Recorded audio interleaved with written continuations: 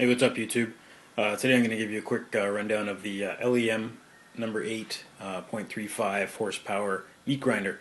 I picked up this unit about 2 weeks ago. I've already put a couple pounds of meat through it just to see how she works, and in absence of any other half-decent reviews on YouTube, will give you a quick rundown of the parts that come with it and essentially how it works. And if we got time, maybe we'll run some more meat through and give you an idea on how it performs. Alright, so one of the first few things you'll notice when you take the thing out of the box is that the meat tray has a kind of unique way of attaching to the base, and it clips essentially to the handle that you use to carry the meat grinder. This is kind of a unique idea in that it gives it a little bit more extra stability, and instead of centering the tray and making it more forward loading, they're able to push it more back and allow it to rest on top of the unit itself. Kind of a slick looking design. I like that it loads like that. I mean, it gives it a little bit better profile, and if you notice from end to end, it's actually quite evenly balanced. So when you're going to stuff the chunks of meat down the throat, you got pretty good balance, and I found that it doesn't seem to move around too much. So one of the other things that I noticed right out of the box, aside from the fact that this thing weighs quite a bit, it is a very solid unit. The front plate is, while it's difficult to see on YouTube, it's a very hefty piece of aluminum. This unit is built strong. The finish on it is really nice. I mean, it's obviously so polished you can see everything reflecting in our shop here. The heat sinks at the bottom and the vents, they're not vanity vents. They're fairly thick cut and seem to do a pretty good job of letting the fan suck in air and keeping this unit cool. One of the more substantial pieces that comes with this unit is the throat, and forgive me if I'm using the wrong terms here, but this is essentially what I call the throat, and where we load our meat through. It's a pretty hefty unit. It weighs quite a bit, and frankly I was quite surprised at how heavy it was. Now what makes this particular unit somewhat more unique than the previous units is what they call their big bite technology. Based on what I read, the big bite technology is essentially a method to take on bigger chunks of meat in this particular section here as it's going through the throat, which allows it to get a good bite on chunks that are dropping in there instead of just pushing them back up through the throat itself. In practice, I found it does work pretty good. For a number 8, it actually pulls down meat pretty quick. I mean, I think it would probably compare to some of the other models, probably in a 12 or even a 22 number category. So this technology seems to work. They say it improves the speed, I think, about by a third. I haven't timed it, but so far so good. The other pieces that come with it, I mean, pretty much standard fare here. You get your coarse plate and your fine plate. Both of these obviously number 8s. Your ring to lock it down, which itself is a fairly solid ring. Your blade.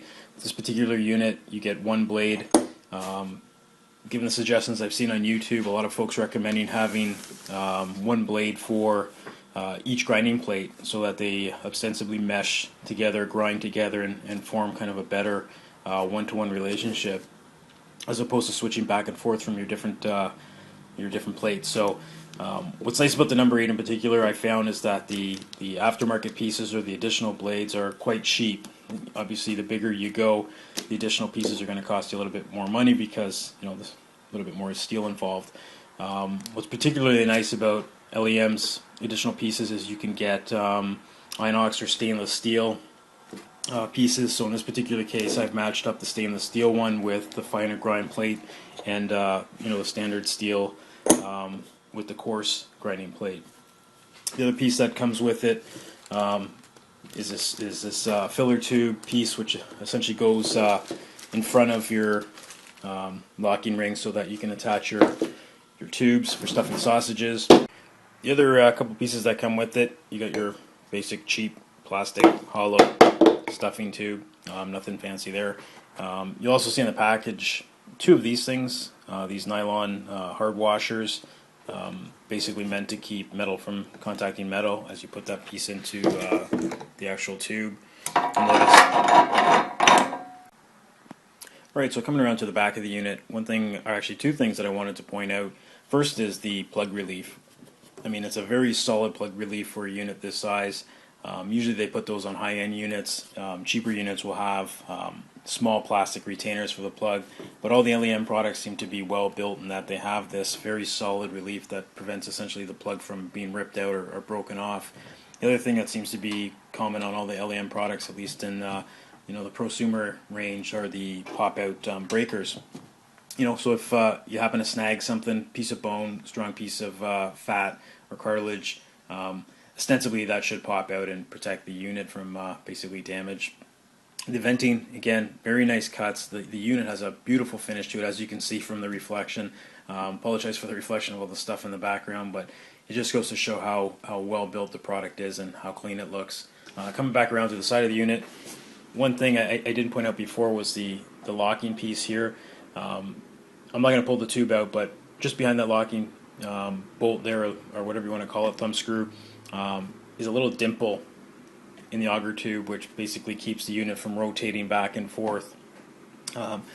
Small detail, but I mean, if that's the difference between that tube turning back and forth, it's something they thought of and is quite practical. LEM's given a little bit of forethought to how the use of this device is going to go, and perhaps you're going to have messy fingers, grease all over your hands. They're kind enough to put basically a plastic cover in there to keep the switch from getting all gummed up. Alright, the only other thing I wanted to point out was a lot of folks out there are probably doing what I did and comparing specs from one unit to the other. And in particular, comparing specs from, say, the LEM products to the Cabela's line. Now, one thing I noticed in reviewing the Cabela's meat grinders were that, and you can test me on this, a lot of their specs seem to be on the high end, whereas the actual production values were on the low end. And what I mean by that is the closest device to this is Cabela's number 8 3/4 horsepower unit, which is rated at 6 pounds per minute or 360 pounds per hour. Now, LEM conservatively rates their product at 4 pounds per hour. Now, while I couldn't find a lot of examples of the number 8s, comparing the 1 horsepower units from LEM to Cabela's yielded an interesting observation. And you can test me on this, but go look at all the videos you can find on YouTube for the Cabela's units and watch the grinding time. It's pretty straightforward. Count the clock on the bottom, see how much meat they put through it, and time it. If you're like me, you'll notice that the specs that Cabela's puts out seem to be a lot higher than what people are actually achieving in practice. Now, I'm not going to fault Cabela's for putting out a high number. These things may be capable of putting through that much meat. What kind of meat? I don't know. All I know is running the meat through the LEM, if they say it's 4, it's 4. You may get a little bit better, but I have yet to find one that puts out any less. So don't necessarily put all your money on the numbers. Take a unit out for a test drive.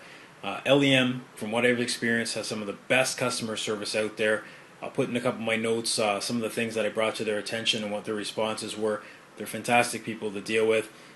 In my particular case, based on the amount of meat I'm producing, I'm not going to lie to you. I want to go to a bigger unit. I love this unit so much. I like the way it's built. I like the accessories that come with it. I like the fact that I can find all the parts at more than one store, i.e., I don't have to go to Cabela's to find my parts. I can find the LEM parts pretty much at any meat processing store or any half-decent restaurant supply store, which is pretty good. So that gives you some options in terms of price and adapters and pieces that go on it. Something to consider. Right, so here's the basic components that you're going to end up using to grind. So of course you've got your auger itself, your grinding plate, whether it's coarse or fine, medium, whatever you're going to start with or finish with. Your blade, like I mentioned before, I tried to pair up my blade with a grinding plate so that they generally wear together, as opposed to using the same blade across different grinding plates. And finally, you have your locking or retaining ring. Once you've got the auger itself in place, you want to make sure that you have that blade on and facing the right direction. I mean, it seems simple enough, but I'm sure there's cases where if you're not familiar with how it works, you may intentionally put it the other way, thinking it's meant to cut the meat that way.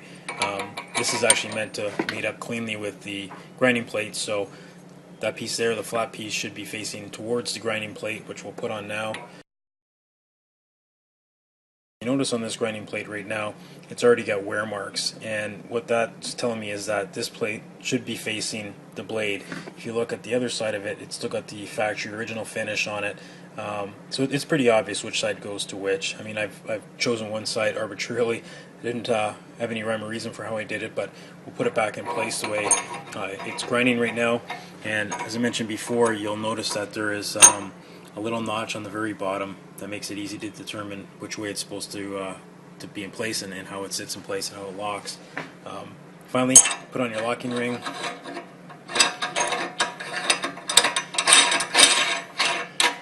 As I mentioned before, I don't know, or I didn't know how tight it was supposed to be. They recommend hand tight, so in this particular case, it's snug right now. There's not very much movement there. We'll give it a little bit more of a turn, maybe eighth of or tenth of a turn, just to snug it up, and I think we should be in business. So we'll get some meat into the thing. We'll get it prepared to grind some stuff up.